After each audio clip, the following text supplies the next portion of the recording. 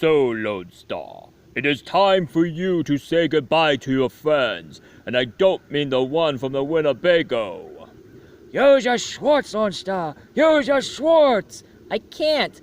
I lost the ring! Forget the ring! The ring is Bupkish! I found it in a Cracker Jack box! The Schwartz is in you! Use it! Oh. Hi, everybody. I see you caught me playing with my dolls again. Oh well. This is what you all been waiting for, folks.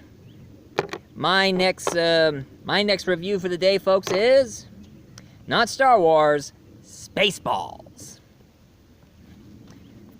And I am Darth Grimm. Now, I'm just wearing that just to, boost the franchise. A long time ago, there was a really famous comedian, which I do admire. He goes by the name of Mel Brooks. Excuse me while I adjust this. Better.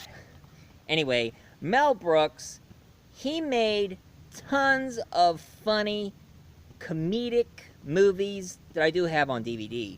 I mean, he electrified us with his Young Frankenstein, and he got us roaring in laughter over his comedy western Blazing Saddles. So what is the next movie that he made that was so dang hilarious? If you're living in a bubble and you haven't got a care, well, I guess you're in trouble, 'cause we're gonna steal your air. All you got is what we need, and all we do is dirty deeds. Spaceballs! Watch out, we're the Spaceballs.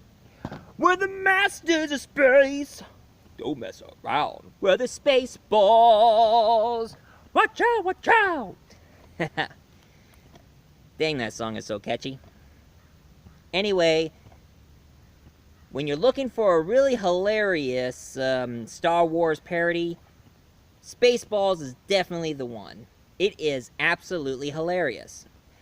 And how the story goes, they left out the Luke Skywalker character,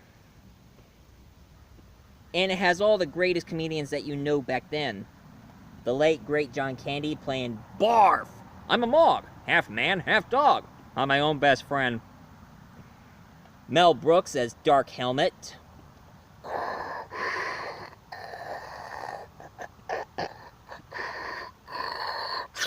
I can't breathe in this thing!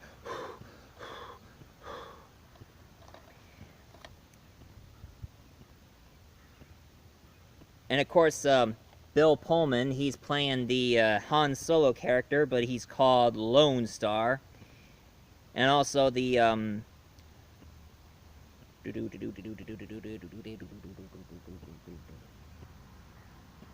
yeah, Joan Rivers, the late great Joan Rivers, who is playing Dot Matrix. She is like 3PO.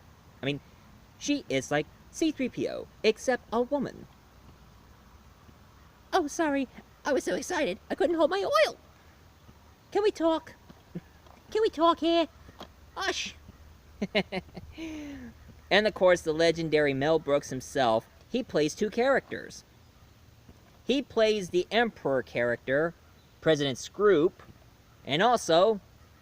Who dares anchor the sacred presence of an everlasting know-it-all? Yogurt! Yogurt? You heard of me? Who hasn't heard of yogurt? Yogurt the wise. Yogurt the all-powerful. Yogurt the magnificent. Please, don't make a fuss. I'm just plain yogurt. But I'm the keeper of the greater magic. The keeper, it would all spin through space and time. The keeper of the Force? No, the Schwartz. The Schwartz? Yes, the Schwartz. I wish I have a Schwartz ring, Instead of using the Force, he uses a Schwartz. And I think I got the Schwartz. I may not be close enough on Star Wars to have the Force, but I'm close enough to have the Schwartz. Anyway, throughout the entire idea, there is a planet who goes by the name of Druidia. Sounds a lot like druids. Funny, she didn't look Jewish. Anyway, the king was preparing to have a wedding with his princess named Princess Vespa, played by this girl here. Trying to marry Prince Valiant. Wait a minute. Vespa? Valiant? Seems to be a pattern going on here, you know? Anyway, Princess Vespa doesn't want to marry that prince because he's just so lazy and so... So she leaves.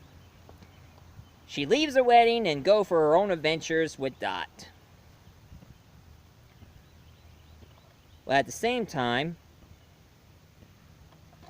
Dark Helmet here discovers that that the princess has left, so he's gonna kidnap the princess, hold her for ransom, so they can get the code to open the doors to planet Druidia, because it has this sort of a global glass around the planet where they keep all the oxygen. So their idea, they're going to suck all the oxygen out of the planet Druidia and put it into their planet Spaceballs. Everybody got that?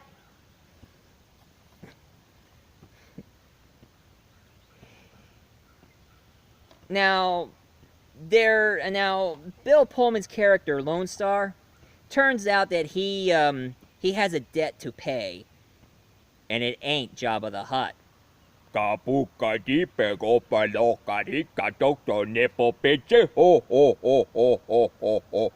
Nope, ain't Jabba the Hutt, and that's so awkward when he said that.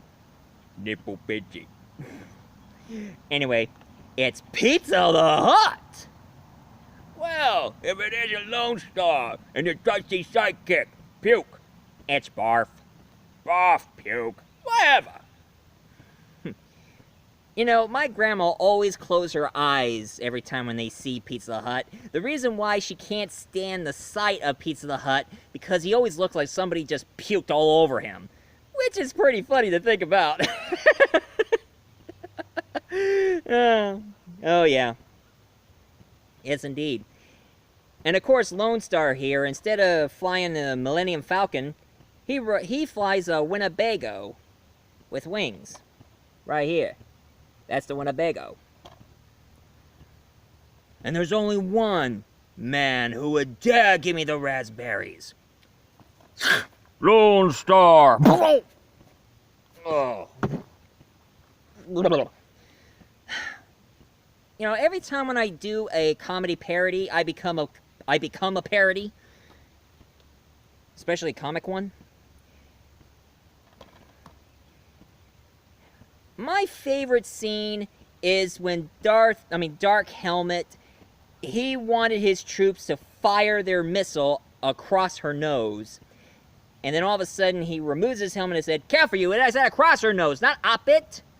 And then these guys, their eyes are so cross and going like, "Sorry, sir, doing my best." Who made this guy a gunner? I did, sir. He's my cousin. Who is he? He's an a-hole, sir. I know that. What's his name? That is his name, sir. A-hole. Major A-hole. And his cousin? He's an a-hole too, sir. Philip James, second class a-hole. How many a-holes we got in this ship anyhow? Yo!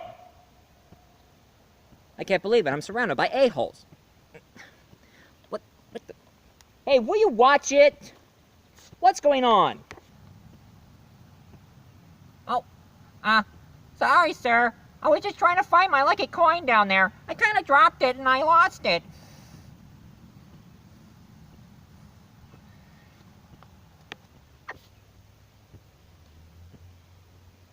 Well, next time, watch where you put your hands there, because I'm in the middle of something here, okay? Besides, what's your name, sir? Oh, my name is Schnoll. Hey, Schnoll. Oh, hey, everybody. My name is Schnoll. Hey, Schnoll.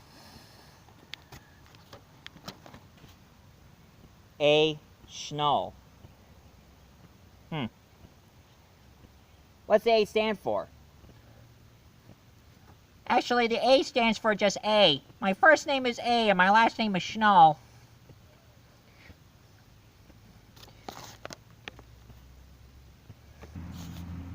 Yeah, well, watch where your hand is at, okay? As you were. Sorry, folks. Sometimes good help is hard to find. And besides, the name. A. Schnall. A. Schnall. Why does that sound so familiar? Anyway.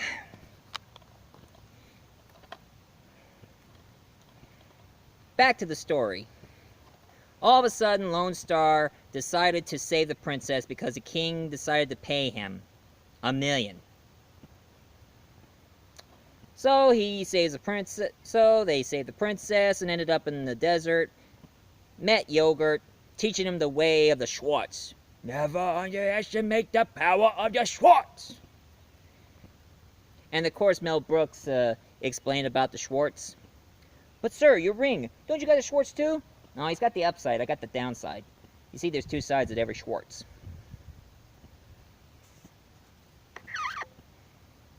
So, Dark Helmet decided to do an old-fashioned trick. He disguised himself as her father, going like, "Yes, my dear child, would I lie?" It's a trap! Sorry, I got a little Star Wars in me. Fooled you! She fell for it. They took Dot and took Princess Vespa. To make a long story, well, I think I should make this story a little longer. Anyway, Barf, Lone Star try to get Princess Vespa and Dot back, and then they decided, since they asked the king what was the password to the doorway, he said it was 1, 2, 3, 4, 5. That is the most ridiculous line. That's the most ridiculous password I ever heard. That's only what an idiot would have in his luggage. Or a passcode to their membership. Until when they met President Scrooge and told him what the password was, he said, 1, 2, 3, 4, 5. That's excellent. That's the same combination of my luggage.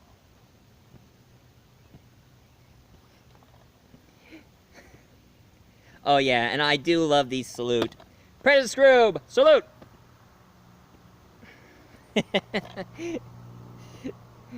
I love that. I love that salute. It is it's hilarious.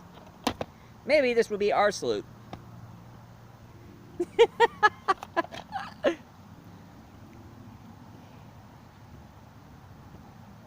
And I also love that line that President Scrooge said, where he saw Darth Helmet with his mask down. He said, Never have that darn thing down in front of me. How can I tell you're making face at me on that thing?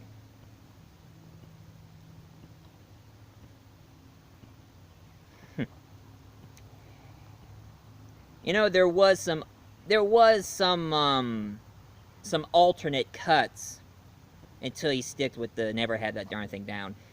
It was kind of funny. He said, You know I don't like that thing down. Take it up. You look like a big fat cockroach. Like a big fat water bug. Where's that mask? How do I tell you not make some face at me on that thing?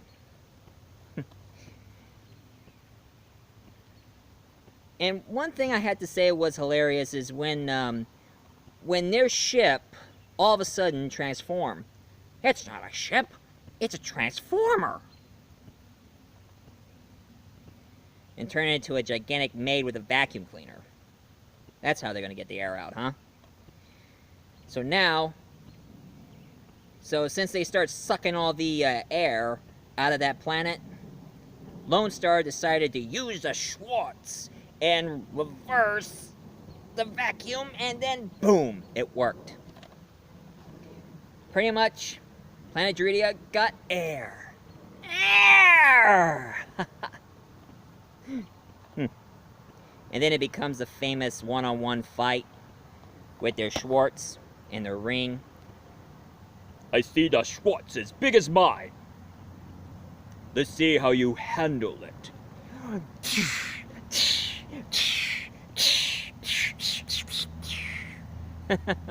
Oh, that was pretty cool. I like it when one of the camera crew, got hit by Dark Helmet's laser. And it was like, He did it. What?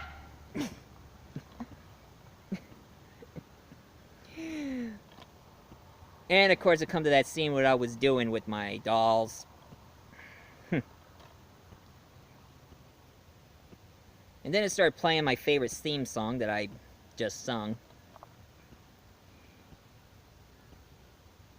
And and the best one I ever heard is when everybody was leaving the ship since it was self-destruct. Well, can you stop it? I can't. It's irreversible. Like my raincoat. And then the voice said, "Don't forget to hit the cancellation button." Cancellation button. Hurry! And then they slide down, and then when they open up the door and find the cancellation button, it says, "Out of order." Dang it, even in the future, nothing works. You know that's true. Some high-tech gadgets we get, sometimes in the future, nothing works. No matter how high-tech we get. And after Lone Star finally made his escape, while the ship exploded, it was like, "Have a nice day. Thank you." Anyway, Lone Star finally brought Princess Vespa back to planet Duridia and decided to continue on with her wedding. The reason why she doesn't like him is because he doesn't do it for her.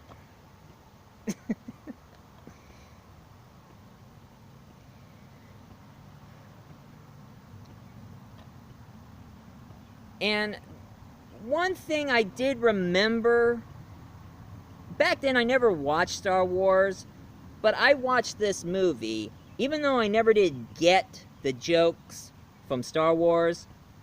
But as I watched some of the clips and some of the scenes from Star Wars, now I finally get the jokes. Especially when Darth Maul says, I am your father's brother's cousin's former roommate. was that supposed to be father?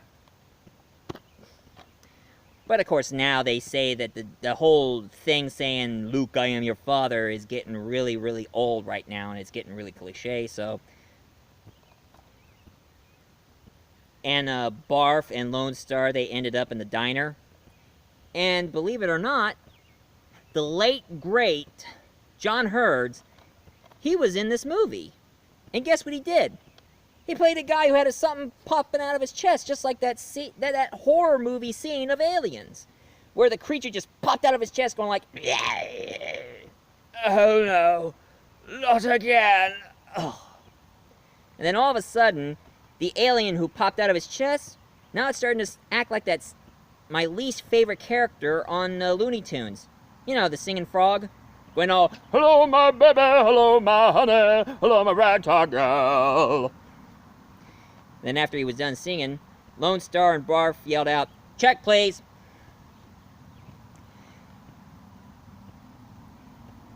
And then Lone Star opened up the fortune cookie and Yogurt showed up and told him that necklace he had around his neck but nobody couldn't tell him what it is, it was his birth certificate.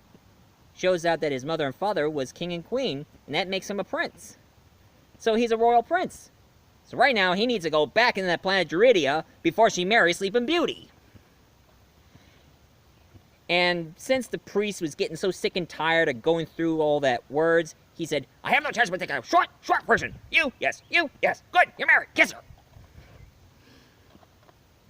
all in all, I have to say that Spaceballs was the best Star Wars parody ever made. And I still love this movie. I get cracked up every time when they mention all the jokes about it.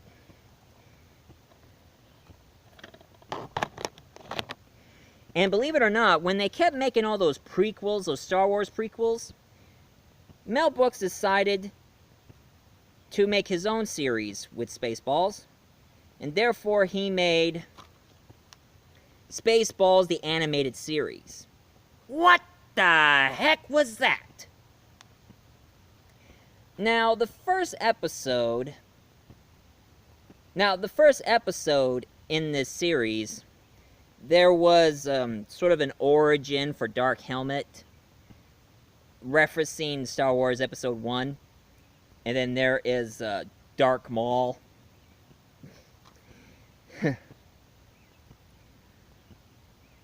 and they changed the name a lot. Instead of they call it Planet Spaceballs, they call it Planet Moron.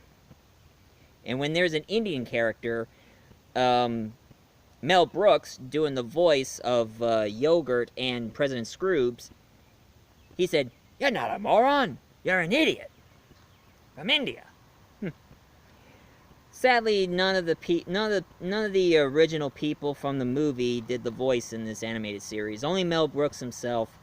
And all the other episodes in this show, they are hilarious, but they are parodies out of other subjects, things that are really popular. Kind of like all these parody movies here. Scary Movie, Meet the Spartans, Epic Movie, and Disaster Movie. It became a series of parodies of everything, involving all the Spaceballs characters. Imagine that. Hey, Shoal, easy with the camera, will ya? Sorry. And did you know that the Spaceballs became the inspiration for other comedy parodies? I'm not kidding.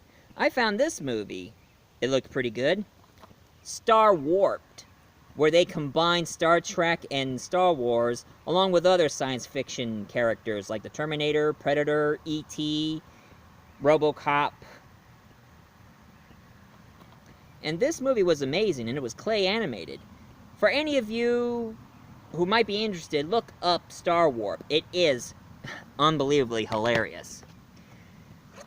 And of course, Steve Odekirk, who did Kung Pao, he made his own Star Wars parody, Thumb Wars, where now it's all thumbs with faces, and have the dark side of the thumb.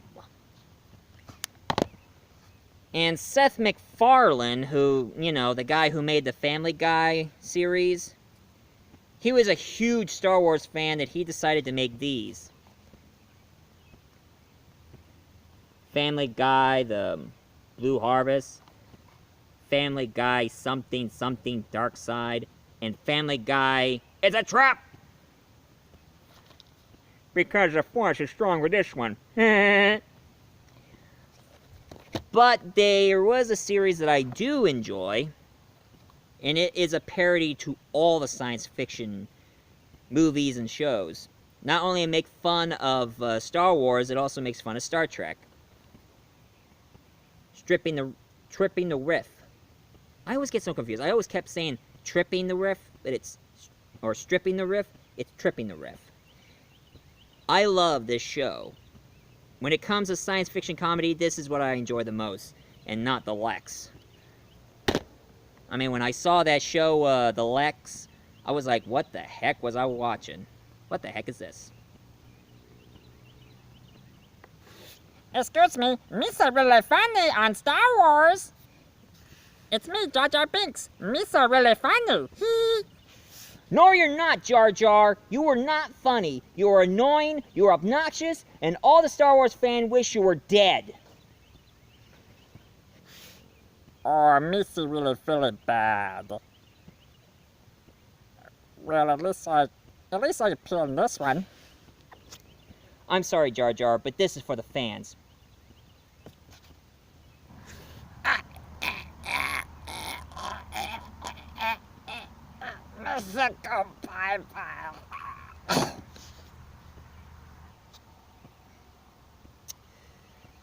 I know you guys enjoyed that.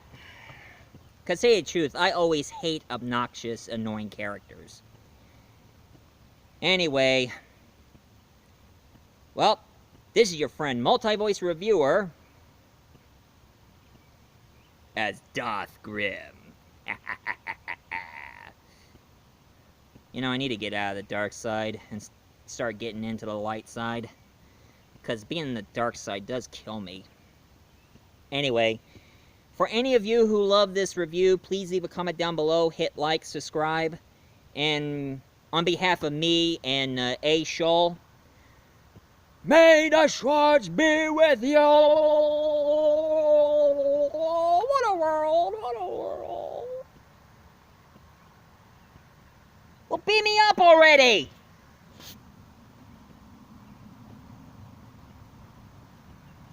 Why can somebody tell me my butt is so big?